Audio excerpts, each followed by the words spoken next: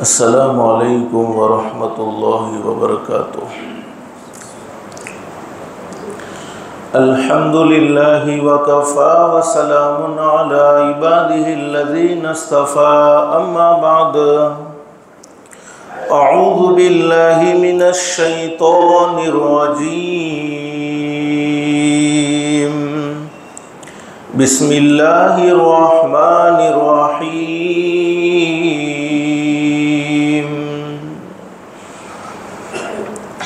الحج اشہر معلومات، فمن فرض فيهن الحج فلا رفث ولا فسوق ولا جدال في الحج، وما تفعلوا من خير يعلمه الله، وتزودوا فإن خير الزاد التقوى واتقون يا أولي الألباب۔ صدق اللہ العظیم۔ رب اشرح لی صدری ویسر لی امری واحلل عقدۃ من لسانی یفقهوا قولی۔ سبحانک لا علم لنا الا ما علمتنا انک انت العلیم الحکیم۔ درود شریف پڑھ لیں۔ اللہم صلی علی محمد وعلی آل محمد کما صلیت علی ابراہیم وعلی آل ابراہیم انک حمید مجید۔ اللہم بارک علی محمد وعلی آل محمد کما بارکت علی ابراہیم وعلی آل ابراہیم انک حمید مجید۔ اللہ کا ہم سب پر بہت بڑا احسان اور بہت بڑا کرم ہے کہ اللہ نے ہم سب کو جمعہ کے مبارک دن میں تھوڑی دیر کے لیے اپنے گھر میں یعنی مسجد میں جمع فرمایا۔ دعا کرو اللہ ہم سب کے جمع ہونے کو قبول فرمائے۔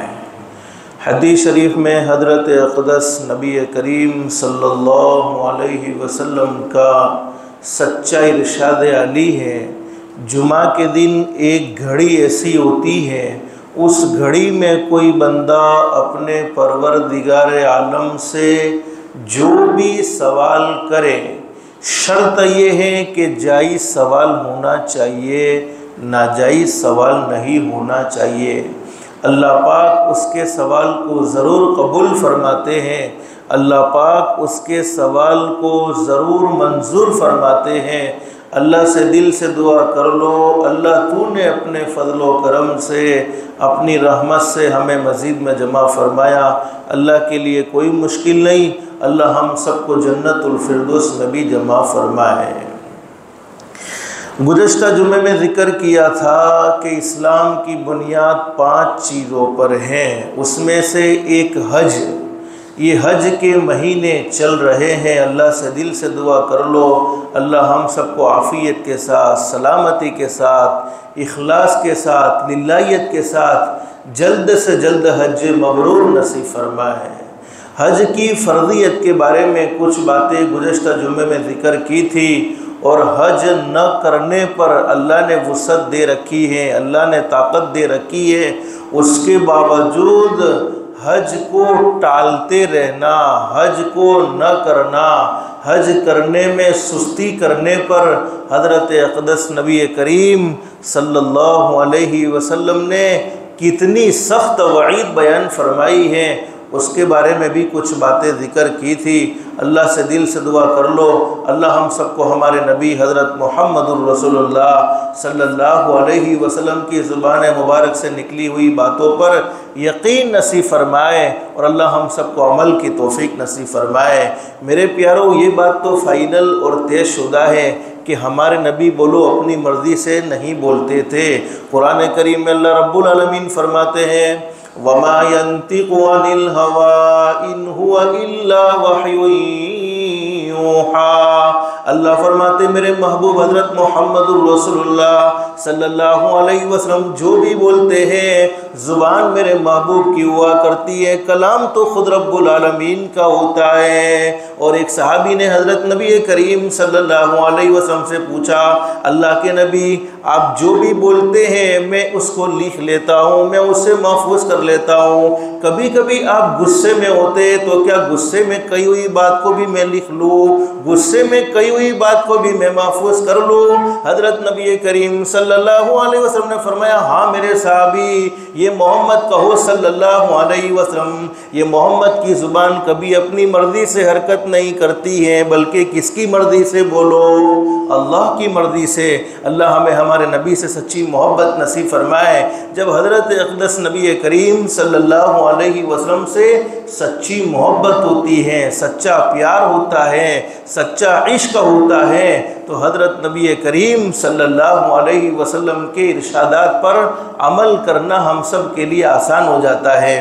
حدیث شریف میں فرمایا نبی کریم صلی اللہ علیہ وسلم نے، حدیث کے بیان کرنے والے صحابی حضرت ابو ہریرہ رضی اللہ تعالیٰ عنہ فرماتے ہیں نبی کریم صلی اللہ علیہ وسلم نے ارشاد فرمایا جو شخص حج کرتا ہے اور اس میں کوئی بے حیائی یعنی بے شرمی کی باتیں نہیں کرتا، گناہوں سے، اللہ کی نافرمانی سے اپنی ذات کو بچاتا ہے، فرمایا نبی کریم صلی اللہ علیہ وسلم نے وہ حج کرنے کی برکت سے گناہوں سے یوں پاک اور صاف ہو جاتا ہے جیسا کہ اس کی ماں نے اس کو آج ہی جنا ہو۔ اللہ نے حج کو قبول کر لیا تو سمجھ لو کہ زندگی کے سارے گناہ معاف ہو گئے۔ ایک حدیث میں فرمایا نبی کریم صلی اللہ علیہ وسلم نے جو شخص بیت اللہ شریف کی حاضری دیتا ہے، اللہ کے گھر میں حاضر ہوتا ہے اور اس کا طواف کرتا ہے، اللہ یہ سعادت ہم سب کو نصیب فرمائے، اس کا طواف کرتا ہے، اس کے سوا اس کا کوئی اور مقصد نہیں ہے، یعنی بیت اللہ میں جانے کا مقصد صرف اللہ کی رضا، اللہ کی خوشنودی ہے، اور فرمایا کہ وہ اپنے آپ کو گناہوں سے بچاتا رہتا ہے، اللہ کی نافرمانی سے بچاتا رہتا ہے، تو فرمایا نبی کریم صلی اللہ علیہ وسلم نے وہ گناہوں سے ایسا اور پاک اور صاف ہو جاتا ہے جیسا کہ پیدائش کے دن تھا، یعنی جس وقت اس کی ماں نے اس کو جنا تھا اس وقت وہ کیسا گناہوں سے پاک اور صاف تھا، اللہ حج کرنے کی برکت سے ایسا ہی اسے گناہوں سے پاک اور صاف کر دیتے ہیں۔ لیکن گزشتہ جمعے میں ذکر کر دیا تھا کہ حج کی وجہ سے حقوق اللہ معاف ہوتے ہیں،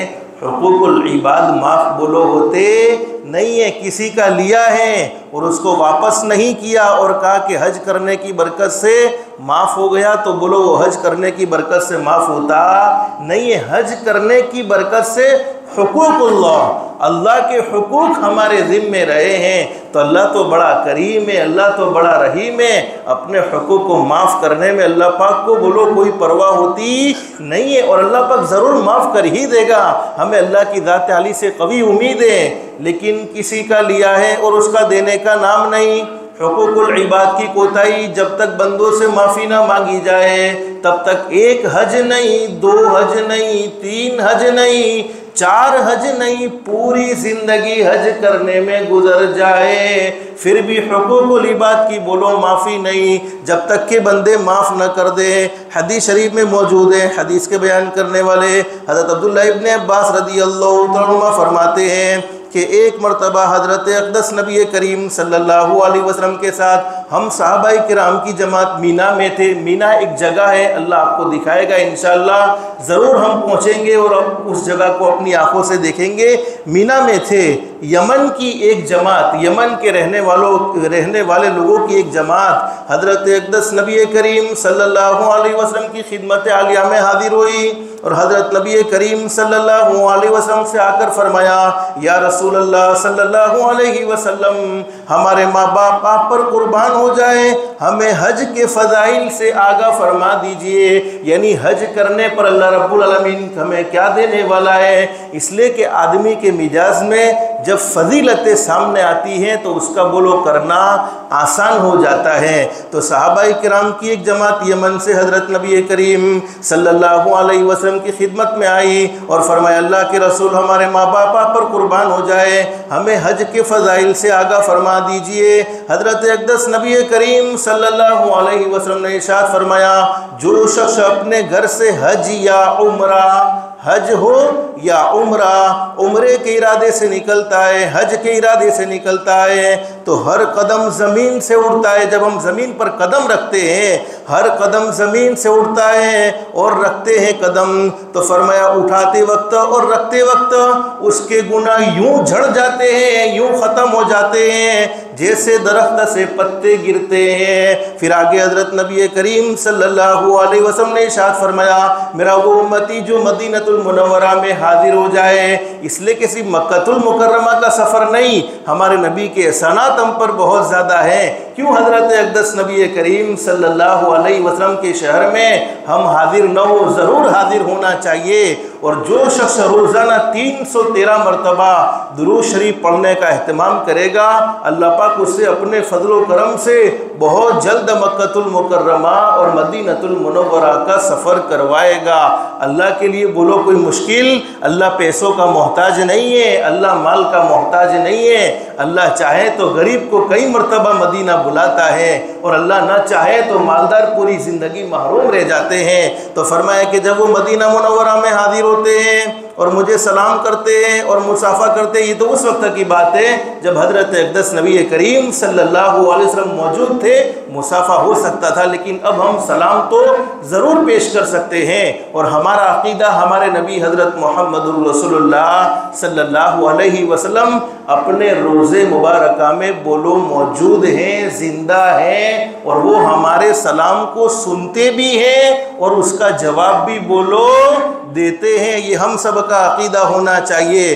فرمایا نبی کریم صلی اللہ علیہ وسلم نے مجھے سلام پیش کرتا ہے تو فرشتہ اس کا سلام مجھے کہتے ہیں۔ پھر جب فرمایا نبی کریم صلی اللہ علیہ وسلم نے اللہ کے نبی حضرت محمد رسول اللہ صلی اللہ علیہ وسلم نے ارشاد فرمایا ذوالحلیفہ، یہ ایک میقات ہے۔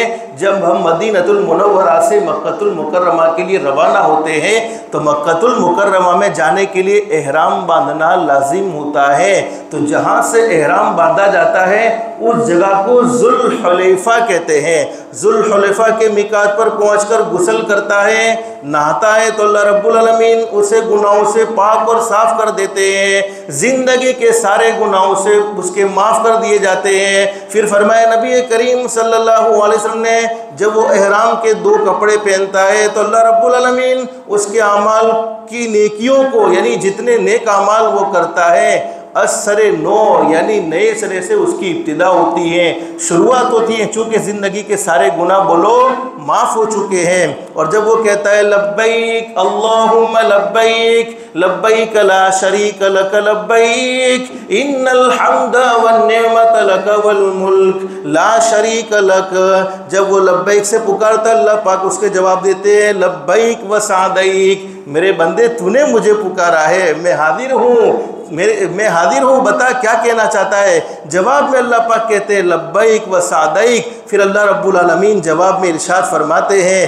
اللہ رب العالمین جواب میں ارشاد فرماتے ہیں میرے بندے میں نے تیری بات کو سن لی ہے، تو نے مجھے پکارا، میں نے تیری بات کو سن لی ہے اور میں تیری طرف متوجہ ہو چکا ہوں۔ حضرت اقدس نبی کریم صلی اللہ علیہ وسلم نے ارشاد فرمایا جب مکہ مکرمہ میں حاضر ہو کر طواف اور صفا مروہ کی سعی کرتا ہے، سعی کے معنی دوڑنا، صفا مروہ کی سعی کرتا ہے، تو فرمایا اللہ رب العالمین اس کے لیے بھلائیوں کا سلسلہ قائم فرما دیتے ہیں، اس کے مقدر میں بھلائیاں ہو جاتی ہیں۔ اور جب وہ عرفات کا وقوف کرتا ہے اور لوگ خوب روتے دھوتے ہیں، عرفات کے اندر لوگ روتے بھی ہیں دھوتے بھی ہیں، اور گزشتہ میں نے آپ کو بتلایا تھا کہ ہر عبادت اللہ کے نزدیک قبول کروانی چاہیے، ہر عبادت، ہماری زندگی کا ہر عمل ایسا ہونا چاہیے کہ ہم اللہ کو پیش کر سکیں اور اس عمل سے ہمیں مغفرت کی امید ہو، اس عمل سے ہمیں اللہ سے اجر ملنے کی امید ہو۔ تو فرمایا کہ جب لوگ روتے دھوتے ہیں،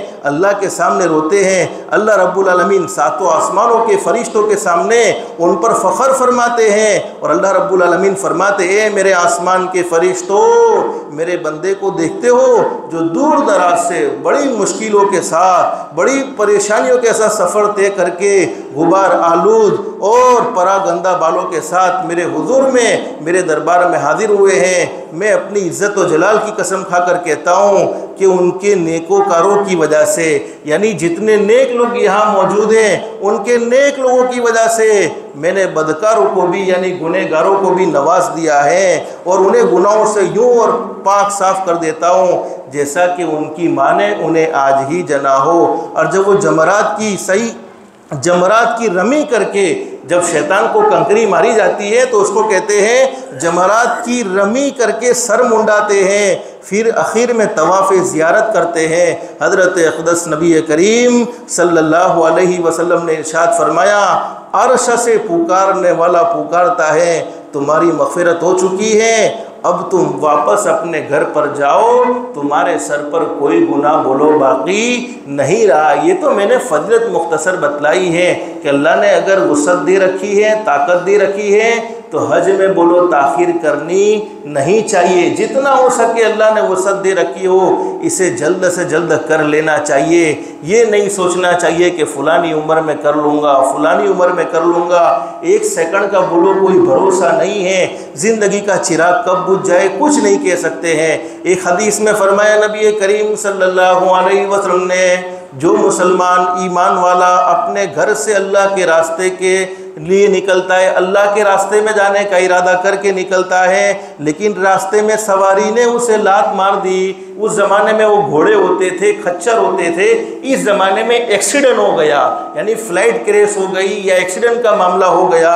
فرمایا نبی کریم صلی اللہ علیہ وسلم نے میرا کوئی امتی اللہ کے راستے کے ارادے سے نکلتا ہے اپنے گھر سے، لیکن راستے میں سواری نے اسے تکلیف پہنچا دی، یعنی اس کا ایکسیڈنٹ ہو گیا یا زہریلے جانور نے اسے کاٹ لیا یا کسی وجہ سے اللہ کے راستے میں پہنچنے سے پہلے ہی اس کا انتقال ہو گیا، دنیا سے رخصت ہو گیا، تو ہمارے نبی حضرت محمد رسول اللہ صلی اللہ علیہ وسلم نے ارشاد فرمایا یہ شہید مرا ہے، یعنی اللہ پاک اسے شہیدوں کے ساتھ کھڑا کرے گا۔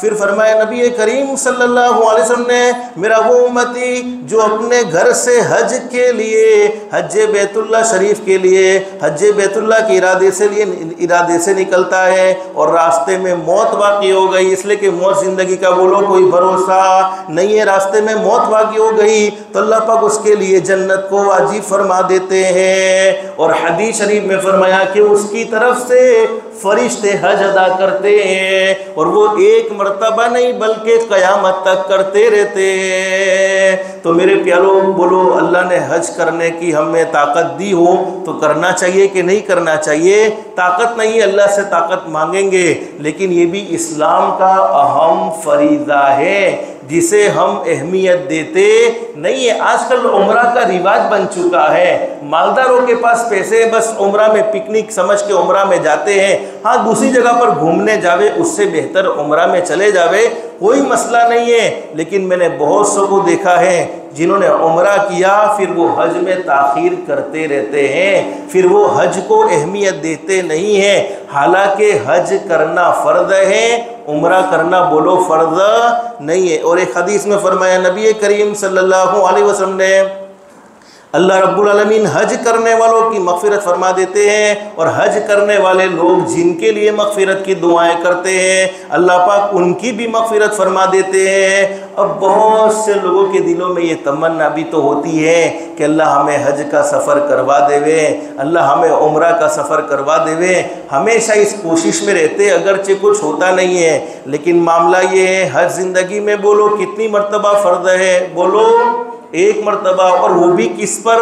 جس کے پاس بدنی طاقت بھی موجود ہے، مالی طاقت بھی موجود ہے، لیکن دن رات میں حی علی الصلاۃ حی علی الفلاح کی صدائیں 5 مرتبہ سنی جاتی ہے، اس کے باوجود ہمارے قدم مسجد کی طرف نہیں اڑتے ہیں۔ اور صبح میں کتنے بہترین انداز میں پکارا جاتا ہے، الصلاۃ خیر من النوم،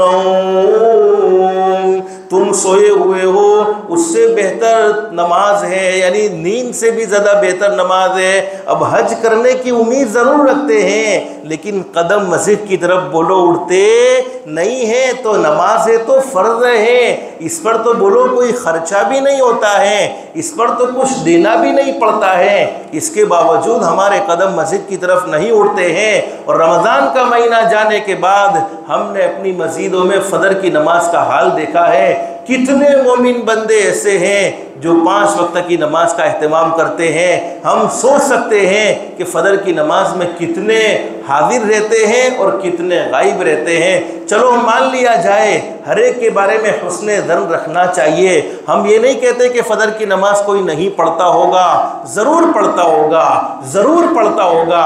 حسن ظن ہر ایک کے بارے میں ہونا چاہیے۔ حدیث شریف میں فرمایا نبی کریم صلی اللہ علیہ وسلم نے، جو کسی کے بارے میں اچھا گمان رکھے، ہمارے پاس تو ایسے کوئی عمل نہیں ہے کہ ہم کسی کے بارے میں بدگمانی کریں، کسی کے بارے میں برا سوچیں، ارے کسی کے بارے میں اچھا گمان رکھیں۔ حدیث شریف میں ہمارے نبی حضرت محمد رسول اللہ صلی اللہ علیہ وسلم نے ارشاد فرمایا، اللہ رب العالمین اسے موت کے وقت ضرور کلمہ نصیب فرمائے گا۔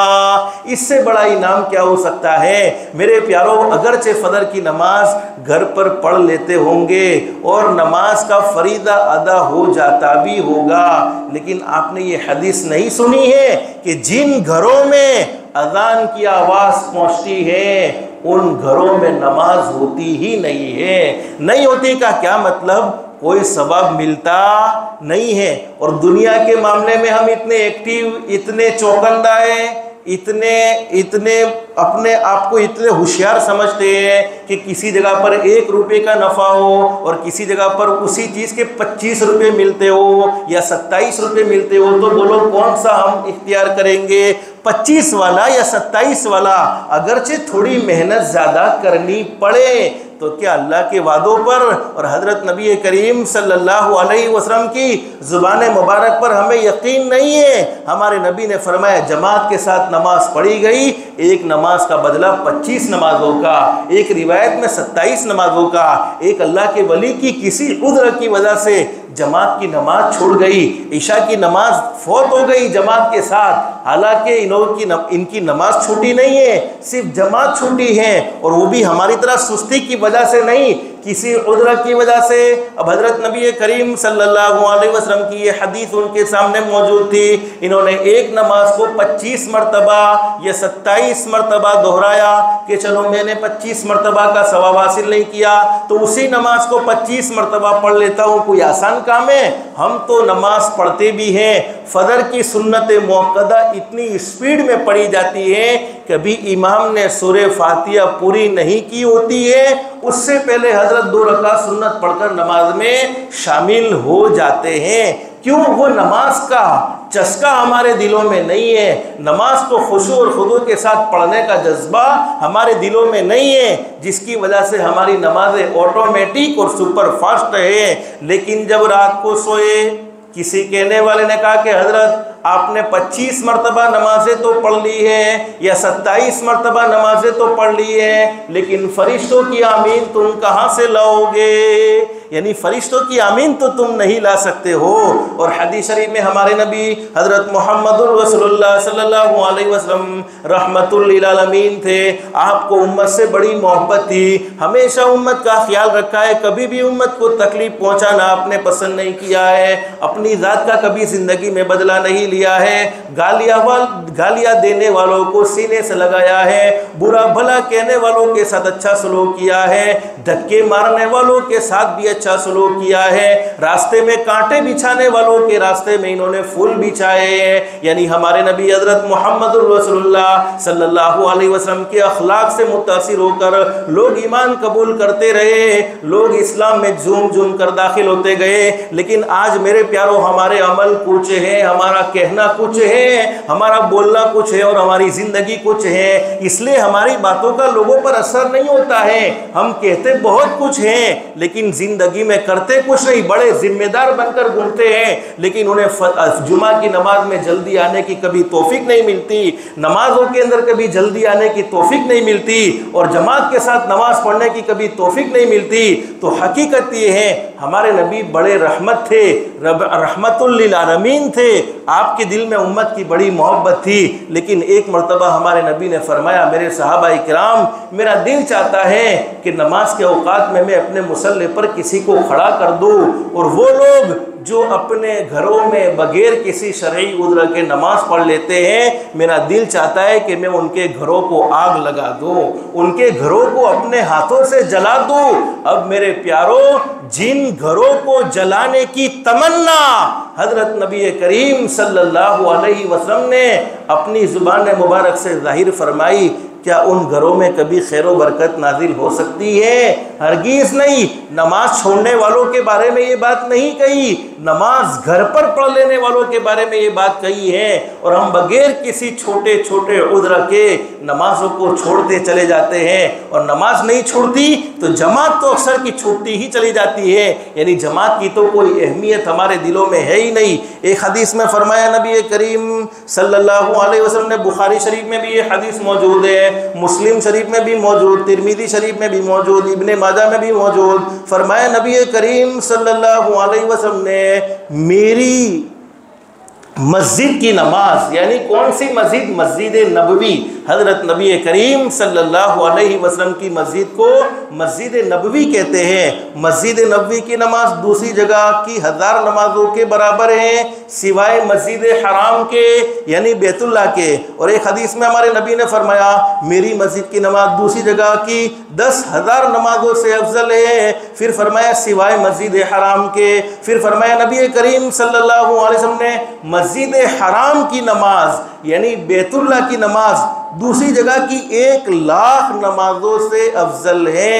और अल्लाह के रास्ते की, जो अल्लाह के रास्ते में निकला है, उसकी नमाज 2,00,000 नमाजों से अफजल है। लेकिन आगे हमारे नबी ने क्या ज़बरदस्त बात बयान फरमाई। फरमाया नबी करीम सल्लल्लाहु अलैहि वसल्लम ने, ऐसा सच्चा मेरे सहाबा इकराम मैं तुम्हें न बताऊं जो उससे भी ज़्यादा अफजल, यानी मस्जिद नबी में नमाज पढ़ने से भी ज़्यादा अफजल नमाज पढ़ने वाला, मस्जिद हराम में नमाज पढ़ने से भी ज़्यादा अफजल नमाज पढ़ने वाला, अल्लाह के रास्ते की बोलो 2,00,000 नमाजों के बराबर सवाब, उससे भी ज़्यादा अफजल नमाज पढ़ने वाला बताऊं? फरमाया वो है, वो बंदा है जो रात की तारीकी में यानी रात के अंधेरे में खड़ा हो और अच्छी तरह वुज़ू करे और महज अल्लाह की रज़ा और अल्लाह की खुशनुदी के लिए 2 रकात नमाज पढ़ ले। तो 2 रकात नमाज पढ़ अल्लाह पाक इतना बड़ा अज्र, ये नफल नमाज के बारे में ये बात कही गई है, जिसको हम तहज्जुद की नमाज भी कहते हैं। हमारे नबी हज़रत मुहम्मद रसूलुल्लाह सल्लल्लाहु अलैहि वसल्लम ने अपने ज़िम्मे लाजिम कर ली थी तहज्जुद की नमाज, लेकिन हमारे नबी ने हमेशा अपनी उम्मत का ख्याल किया है। अगर मुझे अपनी उम्मत पर मशक्क़त का डर ना होता, तकलीफ़ का डर ना होता, तो मैं तहज्जुद की नमाज भी अपनी उम्मत पर लाजिम कर लेता। लेकिन मेरे प्यारों, हमारे तो फजर की नमाज के लाले पड़े हुए हैं, कहाँ तहज्जुद की नमाज को हम अदा कर सकते हैं? तो आज से तय करो मेरे प्यारों, हर ज़िंदगी में बोलो कितनी मरतबा फ़र्ज़ है? सिर्फ 1 मरतबा फ़र्ज़ है, और वो भी बदनी ताकत हो, माली ताकत हो। लेकिन नमाज तो हर एक के ऊपर फ़र्ज़ है, बालिग होने से लेकर मौत आने तक नमाज फ़र्ज़ है। और नमाज की फ़र्ज़ियत का कोई इनकार बोलो कर सकता नहीं है, बल्कि नमाज उसे ज़रूर पढ़नी ही होगी। और हदीस शरीफ में फरमाया नबी करीम सल्लल्लाहु अलैहि वसल्लम ने, میرا وہ امتی جس نے اپنی زندگی میں نمازوں کا اہتمام کر لیا، جماعت کے ساتھ نماز کا اہتمام کیا، سب سے بڑا انعام تو یہ ملے گا، اللہ پاک موت کے وقت اسے ضرور کلمہ نصیب فرمائے گا۔ اس سے بڑا انعام کیا ہو سکتا ہے؟ آج تو ہم کچھ نہ کر کے بھی روتے نہیں ہیں، لیکن صحابہ کرام کی عادت یہ تھی کہ سب کچھ کر کے بھی رویا کرتے تھے۔ حضرت علی رضی اللہ تعالیٰ عنہ ایک مرتبہ رو رہے ہیں، حضرت بلال رضی اللہ تعالیٰ عنہ کی اذان کی آواز کو سن کر ہمارے آقا تاجدار مدینہ محمد الرسول اللہ صلی اللہ علیہ وسلم کی لاڈلی بیٹی حضرت فاطمہ رضی اللہ تعالیٰ عنہ، جو حضرت علی رضی اللہ تعالیٰ عنہ کی بیوی ہیں، حضرت فاطمہ رضی اللہ تعالیٰ عنہ نے پوچھا، ارے علی میں تمہیں دیکھ رہی ہوں، جب بھی حضرت بلال اذان دیتے ہیں اور آپ اذان کی آواز کو سنتے ہیں اور آپ رونا شروع کر دیتے ہیں، آخر رونے کی کیا وجہ ہے؟ حضرت بلال کی اذان کو سن کر آپ اتنا کیوں روتے ہیں؟ آپ بے قرار ہو جاتے ہیں، بے چین ہو جاتے ہیں۔ فرمانے لگے، اے فاطمہ یہ میرے اور میرے رب کے درمیان کا ایک راز ہے، لیکن اگر تو پوچھنا چاہتی ہے تو میں تجھے بتلا رہا ہوں۔ فرمایا کہ اس وقت حضرت بلال رضی اللہ تعالیٰ عنہ نے اذان دی ہے اور ابھی نماز پڑھنی ہے محمد الرسول اللہ صلی اللہ علیہ وسلم کے پیچھے، امام الانبیاء کے پیچھے، شان والے نبی کے پیچھے، مقام والے نبی کے پیچھے مجھے نماز پڑھنی ہے، نماز ادا کرنی ہے، لیکن روتا اس لیے ہوں کہ کیا میری نماز اللہ قبول فرمائے گا یا میرے منہ پر مار دی جائے گی۔ یعنی نماز پڑھنے سے پہلے اتنے فکر مند رہتے تھے، اور آج ہماری ہزاروں نمازیں چھوٹی ہوئی ہیں، ہزاروں لوگوں کو اپنی آنکھوں سے دنیا سے جاتے ہوئے دیکھ رہے ہیں، اس کے باوجود کبھی اپنے دل میں یہ خیال پیدا نہیں ہوا کہ میرے رب کو میں کیا جواب دوں گا۔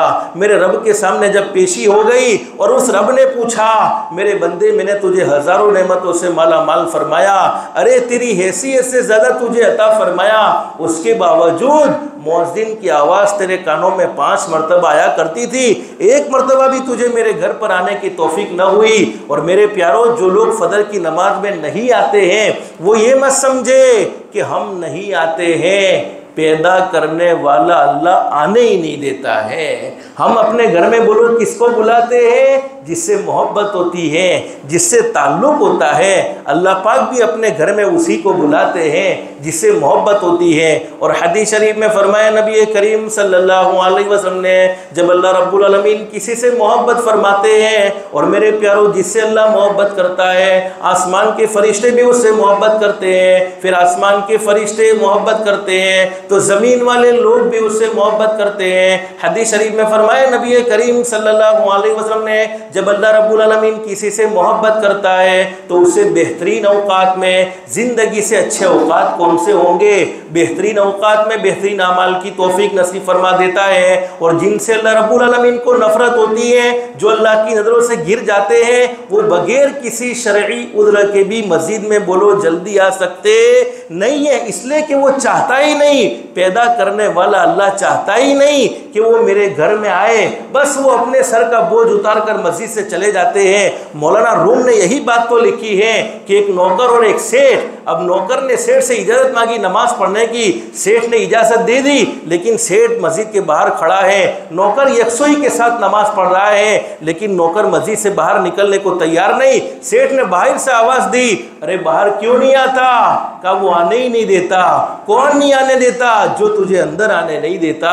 تو میرے پیاروں، مسجد میں کوئی نہیں آتا ہے تو وہ اس کا کوئی جرم نہیں ہے، بلکہ اس کا پیدا کرنے والا اللہ اس سے سخت ناراض ہے کہ اپنے گھر میں اسے قدم رکھنے دیتا نہیں ہے۔ اللہ جب کسی سے ناراض ہوتے ہیں اس سے روزی روٹی نہیں چھینتے ہیں، بلکہ نیک اعمال کی توفیق چھین لیتے ہیں۔ اللہ ہم سب کو اعمال صالحہ والی زندگی نصیب فرمائے، دنیا بھی بہتر سے بہتر بنائے، آخرت بھی بہتر سے بہتر بنائے۔ اللہ کے احکام کے مطابق، حضرت نبی کریم صلی اللہ علیہ وسلم کے طریقے کے مطابق زندگی گزارنے کی توفیق و سعادت نصیب فرمائے۔ اللہ پاک ہم سب کو کہنے سننے سے زیادہ استخلاص اور استقامت کے ساتھ عمل کی توفیق نصیب فرمائے۔